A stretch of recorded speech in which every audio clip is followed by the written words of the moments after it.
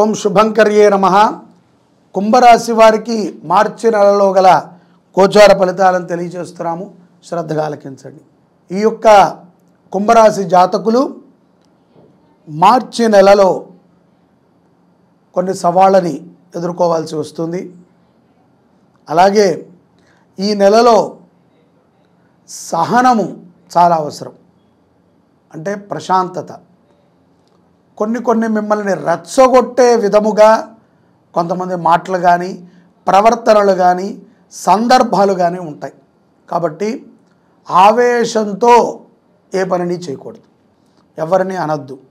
ముఖ్యంగా మనకి ఈ యొక్క ప్రపంచంలో ఎవరైనా సరే ఎక్కడెక్కడ ఉన్నా సరే మనిషి అనేటువంటి వాడికి ఉన్నటువంటి ఒక దుర్భరమైనటువంటి లక్షణం తనకి చేత కాకపోతే ఎదుటవాడిని అనటం.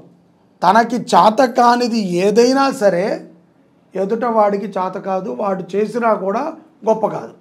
వాడు ఎదుగుదలైనా వాడి పతనమైనా ఏదైనా సరే మనం అనేస్తాం. కాబట్టి సహనంతో ఉండటం అనేటువంటిది చాలా ప్రధానమైనటువంటి అంశం కుంభరాశి జాతకులకి.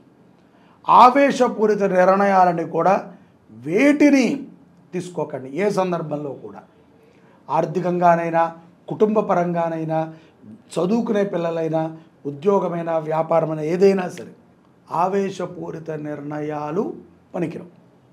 ఉద్యోగస్తులకి సానుకూలంగా ఉంటుంది. పెద్ద ఒత్తిడి ఏమీ ఉండదు. కానీ వారే ఇది నాకు ఒత్తిడా అనేటువంటి ఒక భావన కలుగుతుంది. గతములో మీతో పాటు పనిచేసినటువంటి వారు కొంతమంది మిమ్మల్ని ఎక్కిరించే పని చేయొచ్చు, పైకెత్తే పని చేయొచ్చు. కాబట్టి జాగ్రత్తగా ఉండండి. కొన్నిటికి వ్యాపారస్తులు ప్రభావితం కాకండి. లోన్లని అప్పులని మీ దగ్గర ఇచ్చేటువంటి పనికి ఎవరైతే ఉంటారో వర్కర్సు, అధికారులు లేకపోతే మేనేజర్లు లంచాలకని వీటికి లోబడకండి. జాగ్రత్తగా ఉండండి. అధికముగా మీరు ధనాన్ని ఖర్చు పెట్టాల్సి వస్తుంది. వాళ్ళు ఏదో ఒక 1000 రూపాయలు ఖర్చు అయ్యారు, బయటికి వెళితే అది 10,000 అయినా ఆశ్చర్యపోకర్లా. అప్పు చేయాల్సిన సందర్భాలు కూడా కొన్ని గోచరిస్తున్నాయి. విదేశాల్లో ఉన్నటువంటి వారు ఖరీదైనటువంటి వస్తువుల కొనుగోలు మీద, ఆస్తి కొనుగోలు మీద, ఇళ్ళు కొనుగోలు మీద మక్కువ చూపుతారు. అక్కడ కొన్ని వ్యాపారాలు చేయడానికి కూడా కుంభరాశి జాతకులు నిర్ణయాలను తీసుకుంటూ ఉంటారు.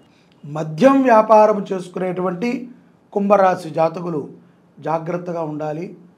వారి మీద కొన్ని కేసులు పడేటువంటి సందర్భం కూడా ఉంది.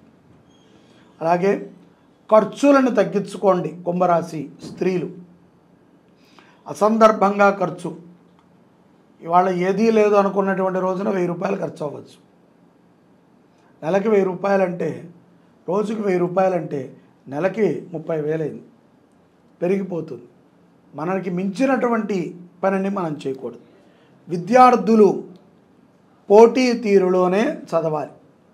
నాకు అన్నీ వచ్చులే, నాకు వచ్చేస్తాయి, నేను చాలా గొప్పగా చదివేశాను, అయిపోయింది, ఇప్పుడు నేను చదివేదేంట్లే అని అనుకోవద్దు. పోటీ తీరుతో చదివితేనే చక్కగా మీరు పరీక్షలలో మంచి ఫలితాలని సాధించగలుగుతారు. కొత్త విషయాలని కూడా విద్యార్థులు నేర్చుకునేటువంటి ప్రయత్నాన్ని చేస్తారు. గృహ నిర్మాణ ప్రయత్నము మంచి ఫలితాలను ఇస్తుంది. గృహోపకరణాలను కొంటారు.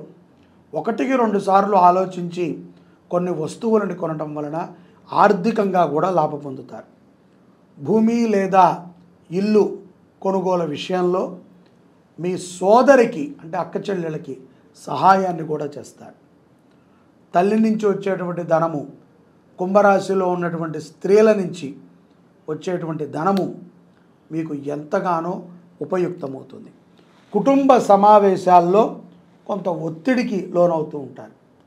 అసందర్భంగా మిమ్మల్ని సలహాలు అడగటము, మీరు ఇవ్వలేక కక్కలేక మింగలేక అంటారు చూడు, ఆ స్థితిలో ఉండటము, అది కొంచెం హేళనాప్రాయంగా జరగటము, అది మిమ్మల్ని కొంత బాధ పెడుతుంది. సహనాన్ని మాత్రం వడుచకుండా ఆలోచన చేయండి. పౌర్ణమి తరువాత ఆదాయం స్థిరముగానే ఉంటుంది, పెద్ద పెద్ద మార్పేం ఉండదు. కానీ ఊహించని ఖర్చులు, పిల్లల ఆరోగ్యమనో, భార్యకి ఏదో ఒక ట్రీట్మెంట్ అనో కుంభరాశి జాతకులకి ధనము ఖర్చు అయ్యేటువంటి సందర్భాలు ఉంటాయి. కొంత అప్పుని సృష్టించుకోవాల్సిన సమయాలు కూడా వస్తాయి. ప్రమాదకరమైనటువంటి పెట్టుబడుల్లో రిస్క్ చేసి పెట్టకండి.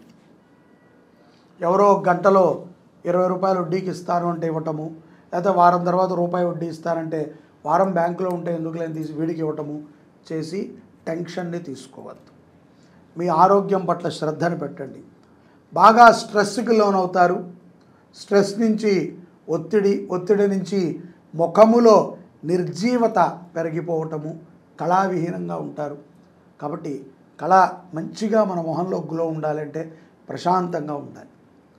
అప్పు ఎవరికి ఇవ్వకండి, మధ్యవర్తిత్వం ఉండకండి. కూతురు విషయంలో ఆవేశపూరిత నిర్ణయాలను తీసుకోవద్దు. అలాగే పిల్లలకి సక్రమమైనటువంటి పెంపకాన్ని మీరు చూపిస్తున్నారని మీరు అనుకుంటున్నారు, కానీ అది కాదు. వారికి భయాన్ని భక్తిని చూపిస్తున్నారు తప్ప ప్రేమని వాత్సల్యాన్ని చూపించట్ల. తప్పనిసరిగా ప్రతి ఒక్కరూ కూడా వారానికి ఒక్కరోజైనా సరే కుటుంబ సహితంగా దేవాలయాలకు కానీ గురు సన్నిధులకు కానీ క్షేత్రాలకు కానీ వెళ్ళాలి. వెళ్లకుండా మేము ధర్మరక్షకులమండి అంటే చెల్లదు. కొంతకాలానికి మనకి ఏదైతే సులభంగా ఉంటుందో అటు మక్కువ చూపుతాం. రోజూ దీపారాధన చేయటం కంటే మన ఇంట్లో వారానికి ఒకసారి గుడికి వెళ్ళి ఆ భగవంతుణ్ణి మనము ప్రార్థించి సకుటుంబంగా అర్చనాది కార్యక్రమాలను చేయించుకుంటాం, సత్ఫలితాలను ఇస్తుంది. పౌర్ణమి తర్వాత కొత్త వ్యాపారాలని ప్రారంభించేటువంటి విషయంలో మంచి మంచి నిర్ణయాలని ఈ యొక్క కుంభరాశి జాతకులు తీసుకుంటారు. ఆధ్యాత్మిక చింతనని పెంచుకునే మార్గంగా విదేశాల్లో ఉన్నటువంటి కుంభరాశి జాతకులు ఉంటారు. మాసాంతములో కోరుకున్న ధనము చేతికి అందటము ఆనందాన్ని ఇస్తుంది. రుణాలు చేయాల్సిన అవసరం లేదండి. సందర్భం వచ్చినప్పుడు ఏదైనా కష్టమైనా నష్టమైన ఒక్క నిమిషం ఆగితే దాని నుంచి బయటపడతాం. వెంటనే మనం అప్పు చేసేయాలి, వెంటనే తీర్చేయాలనుకుంటేనే సమస్యలు పెరుగుతాయి. సమయాన్ని పెట్టండి. నవగ్రహ స్తోత్ర పారాయణి తప్పనిసరిగా కుంభరాశి జాతకులు చదవండి. రాహు కేతువులకి చక్కగా పూజాది కార్యక్రమాలను చేయించుకోండి. మంగళవారం పూట నాగేంద్ర స్వామి వారిని దర్శించండి. మంగళవారం పూట ఏదైనా దేవాలయంలో అన్నదానం జరుగుతుంటే ఆ అన్నదానానికి కాయకూరలని, ఎర్రటి కాయగూరలు, క్యారెట్, టొమాటో, బీట్రూటు ఇత్యాది వాటిని సమర్పణ చేయండి. ఆవు నెయ్యితో ప్రతిరోజు కూడా ఇంట్లో కుంభరాశి జాతకులు దీపారాధన చేయండి. ఆవుకి గ్రాసాన్ని సమర్పణ చేయండి. ఇవన్నీ చాలా సులభంగా ఉంటాయి. ఏం ఖర్చు, ఏదో ఒకటైనా చేస్తారు అని ఇది చెప్తున్నాం. దీంట్లో ఏదీ చెయ్యట్లా. ఇంట్లో దీపారాధనకు కూడా సమయం ఉండట్లేదు, కానీ యూట్యూబ్లో ఇదంతా వినడానికి మీకు సమయం ఉంటుంది. కానీ ఆచరణ చేయకపోతే గ్రహాలు మార్పులు రావు. తద్వారా కష్టము కష్టము కష్టము, అనారోగ్యము, దుఃఖము, చెవులు వినిపించట్లేదు, కళ్ళు కనిపించట్లేదు, నెత్తి జుట్టు ఊడిపోతోంది, ఇదే బాధ.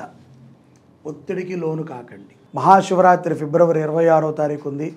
మన యొక్క శుభంకరి దేవాలయం మరియు పీఠంలో ఉదయం 4 గంటల నుంచే పంచకాలాల పాటు ఈశ్వరుడికి మహాన్యాసపూర్వక ఏకాదశి రుద్రాభిషేకం భక్తుల యొక్క హస్తములతో వారే స్వయముగా గర్భాలయ ప్రవేశం చేసి అభిషేకం చేసుకునే విధానాన్ని కల్పించాం.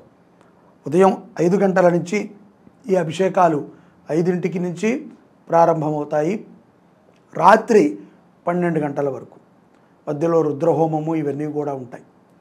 ఈ యొక్క పంచకాలాల పాటు ఎవరైతే గనక గౌరీ సమేత శ్రీరుద్రస్వామి వారి అభిషేకంలో ఈ యొక్క పంచకాలాలు పాల్గొంటారో అటువంటి వారికి గౌరీ శంకర రుద్రాక్షని ప్రసాదంగా ఇవ్వాలి అని నిర్ణయం తీసుకున్నాం.